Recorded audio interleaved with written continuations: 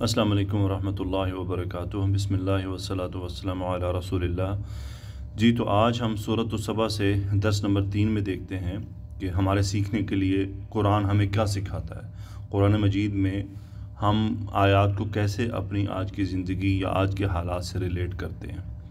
سورۃ السبا کی یہ آیات ہیں 15 سے 19 تک۔ اعوذ باللہ من الشیطان الرجیم، بسم اللہ الرحمن الرحیم۔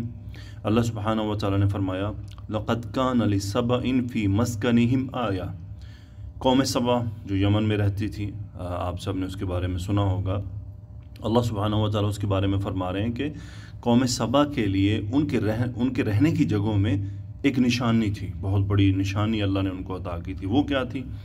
جنتانی عن یمین و شمال، ان کے دائیں اور بائیں جانب 2 باغات تھے، یعنی اللہ تعالیٰ نے ان کو باغات عطا کیے تھے جس میں پھل لگتے تھے۔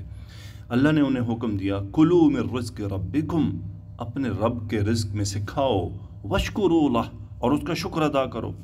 اب آپ اور ہم سب یہ جانتے ہیں کہ اللہ کا شکر کیسے ادا کرنا ہے۔ پھر اللہ نے فرمایا بلدۃ طیبۃ ورب غفور، یعنی یہ جو تم لوگوں کو جو جہاں تم رہتے ہو یہ بلدۃ طیبہ ہے، ایک اچھی جگہ ہے رہنے کی، ایک اچھا شہر ہے۔ بعض علماء نے یہ بھی فرمایا ہے کہ اس سے مراد یہ بھی تھا کہ وہاں پر ایک تو ان کو کثرت سے پھل ملتے تھے، پھل اچھے ہوتے تھے، اور مزید یہ تھا کہ وہاں پر کوئی بیماریاں نہیں تھیں جو پھلوں کو خراب کریں، حتیٰ کہ چوہے بھی نہیں تھے۔ تو آگے اللہ نے فرمایا وَرَبٌ غَفُورٌ، یعنی اور معاف کرنے والا رب، یعنی تمہارا ایک معاف کرنے والا رب ہے، اگر کوئی کمی بیشی ہو جائے تو وہ معاف بھی فرماتا ہے۔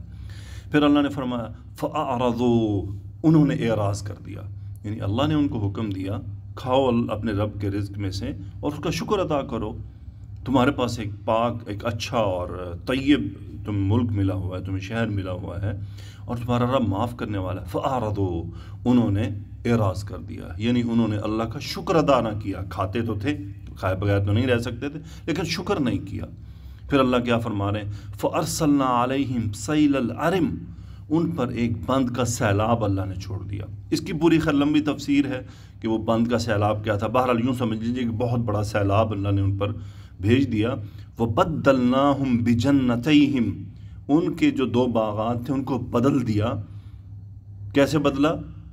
جنتین ذواتي اکل خمط واصل وشیء من سدر قلیل، جو اللہ نے ان کو 2 باغات دیے تھے، ان باغات کو ایسے باغات سے بدل دیا جن کا جو کھانا تھا وہ ناکارہ تھا، اور وہاں ایسے درخت اگائے جو تھے تو بہت گھنے، لیکن اس پر کوئی پھل نہیں لگتا تھا، اور کچھ بیری کا یعنی بیری میں سے کچھ وہاں پر اگنے لگ گیا، یعنی بس بیری ہی بچ گئی ان کے پاس، کہ بس وہی اب ان کی خوراک تھی۔ تو دیکھیں اللہ تعالیٰ نے ان کو رزق دیا، وافر رزق دیا ہوا تھا اور پھر اللہ نے انہیں حکم دیا کہ کھاؤ اپنے رب کے رزق میں سے، لیکن اور کیا ہے واشکروا لہ، اس کا شکر ادا کرو۔ یاد رہے شکر کیسے ادا کرنا ہے، اپنے رب کی بات مانو، اپنے رب کے احکامات پر عمل کرو، اپنے رب کی عبادت کرو، جو تمہارے رب نے تمہارے لیے جائز قرار دیا اس پر عمل کرو۔ آج ہم اپنی زندگیوں میں دیکھیں، اپنے ملک میں یہ والی آیت صرف پورے ملک پر اپلائی نہیں ہوتی ہے، یہ آیت گھر کے ہر فرد پر اپلائی ہوتی ہے، ایک گھر پر بھی اپلائی ہوتی ہے۔ ایک گھر ہے، اللہ تعالیٰ نے اس کو نعمتوں سے نوازا ہوا ہے، وہاں پر رزق آسانی سے آتا ہے، وہاں پر بیماری نہیں آتی۔ ایسے گھر والوں کو تو چاہیے کہ وہ تو اللہ کے شکر میں سجدے میں سر ڈال کر رکھیں، وہاں سے سر ہی نہ اٹھائیں۔ لیکن اگر وہ اللہ تعالیٰ کا شکر ادا نہیں کریں گے، اللہ تعالیٰ کے سامنے اپنا سر نہیں جھکائیں گے، اللہ تعالیٰ کی سامنے بغاوت پر اتر آئیں گے، اللہ کی نافرمانیوں کو ڈٹ کر کریں گے اور گناہوں میں پڑ جائیں گے، تو پھر اللہ تعالیٰ نے یہاں پر کیا فرمایا ہے؟ اللہ نے ان کے باغات کو بدل دیا تھا، وَبَدَّلْنَاهُمْ بِجَنَّتَيْهِمْ جَنَّتَيْن، ان کے دونوں باغوں کو 2 ایسے باغوں سے بدل دیا جن میں نہ تو کھانے کو کچھ تھا، اور کڑوا پھل ان کو دے دیا، بیری دے دیا، بیری سے کو پیٹ بھرتا ہے۔ تو میرے بھائیوں بہنوں، ہمیشہ اللہ تعالیٰ کی عطا کردہ نعمتوں پر اس کے شکر گزار رہیں۔ یہ اللہ تعالیٰ ہمیں قرآن میں قصے کہانیاں نہیں سناتے ہیں کہ کوئی قوم تھی آؤ تمہیں اس کا قصہ سنائیں، ایسا نہیں ہے۔ یہ ہمیں بتانے کے لیے ہے کہ کہیں تم غافل نہ ہو جانا، تم سے پہلے قومیں آ چکی ہیں، ان کو بھی انعامات ملے، لیکن اگر انہوں نے اللہ کا شکر ادا نہیں کیا تو ان کو سزائیں کیا ملی تھیں۔ تو ہمیں بھی چاہیے، اللہ تعالیٰ نے ہمیں ہر گھر میں مسلمانوں کو، یعنی میں کسی کنٹری کی بات نہیں کرنا چاہ رہا کہ کوئی اسلام کی بات ہے، مسلمانوں کی بات ہے، ہر گھر کو، ہر رہنے والے کو اپنے ارد گرد چاہیے کہ اللہ کی نعمتوں کا شکر ادا کرے۔ اگر میں اسپیسیفکلی پاکستان کی بات کروں تو دیکھیں اللہ تعالیٰ نے پاکستان کو کس نعمت سے نہیں نوازا۔ اب دیکھیں ہم پر سیلاب آتے ہیں، آج کل کے دور میں دیکھیں ہمارے اوپر جیسے قدرت کے سارے ہی نظام ہمارے خلاف چل پڑے ہیں۔ اس کی سب سے بڑی وجہ ناشکری، بے ایمانی اور دھوکہ، فراڈ، بغاوت، کاروباری فراڈ میں اترا ہوا ہے، حتیٰ کہ ریڑھی والا تک فراڈ کر رہا ہے، جگہ جگہ پر دھوکہ دیا جا رہا ہے۔ ریڑھی والے فروٹوں پر رنگ کر دے رہے ہیں، ایک گنے کے جوس والا اس میں بے ایمانی کر رہا ہے۔ تو پھر بتائیے ہم پر آسمان ٹوٹے کہ نہ ٹوٹے؟ جن کو عشر دینا ہے وہ عشر نہیں دیتے، جن کو زکوٰۃ دینا ہے وہ زکوٰۃ نہیں دیتے ہیں، لوگوں کے ساتھ ظلم کرتے ہیں، اوپر سے لے کر نیچے تک مستقل ظلم ہو رہا ہے۔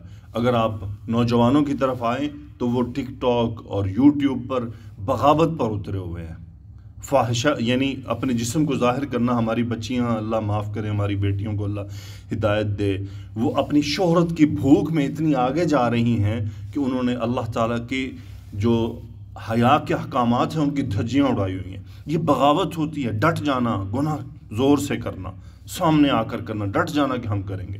تو اللہ تعالیٰ کا ہم شکر ادا نہیں جو کر رہے، ہم اس کی سزائیں مل رہی ہیں، اور ہمیں کوئی مسئلہ نہیں ہے۔ اللہ کی بڑی نعمتیں تھیں ہمارے ملک پر، اللہ نے ہم پر بہت کرم کیا، ابھی بھی ہے، لیکن ہمیں ابھی بھی چاہیے ہم سدھر جائیں۔ آیت کے اگلے، یعنی ایک تو یہ پورشن تھا کہ اللہ تعالیٰ نے ان کو اچھا کھانا، اچھے باغات دیے، انہوں نے اس پر عمل نہیں کیا، رزلٹنٹ کیا ہوا؟ اللہ نے وہی ان سے چھین لیا۔ تو اللہ نے فرمایا قرآن میں لَإِن شَكَرْتُمْ لَأَزِيدَنَّكُمْ، اگر تم شکر ادا کرو گے تو تمہیں اور دوں گا۔ جس کام میں ناشکری ہوتی ہے اسی میں ہی سزا ملتی ہے۔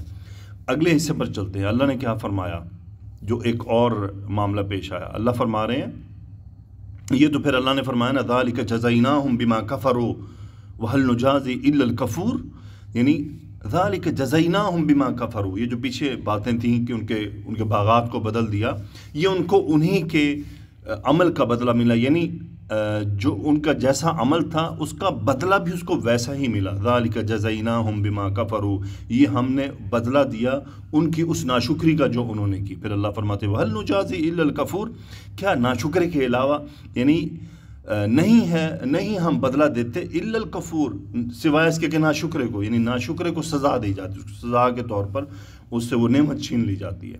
پھر اللہ نے ایک دوسری نعمت کا تذکرہ فرمایا۔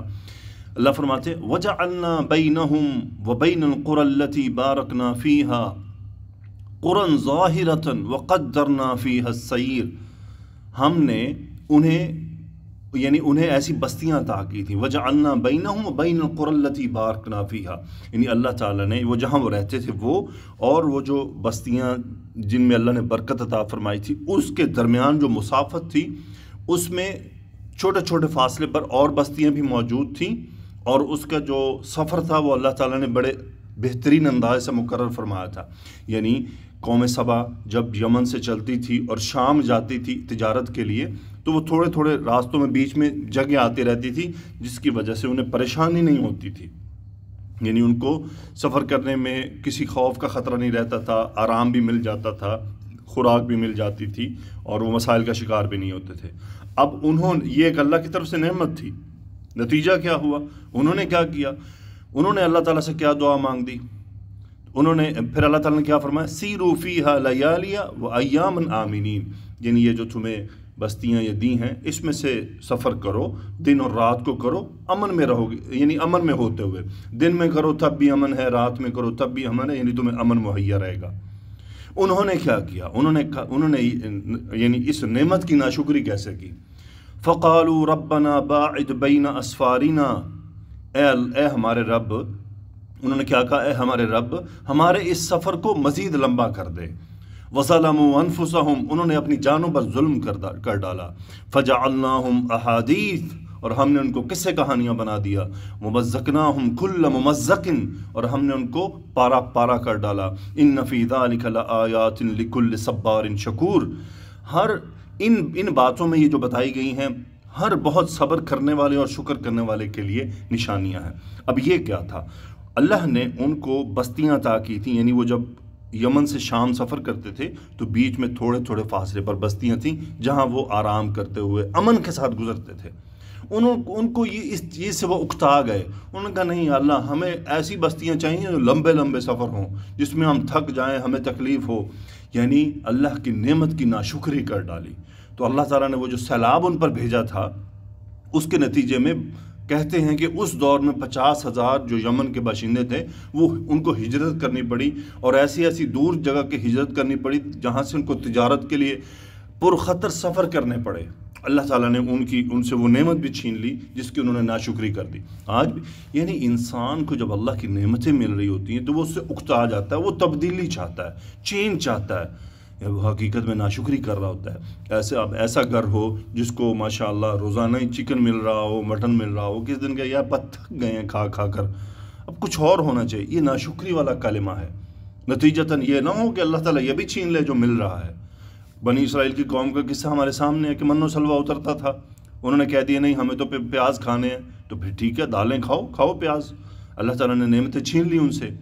تو یہ اللہ تعالیٰ کی سنت ہے کہ جب ہم اللہ کی نعمت کی ناشکری کرتے ہیں تو وہ پھر ہمیں اس کی سزا بھی دیتا ہے۔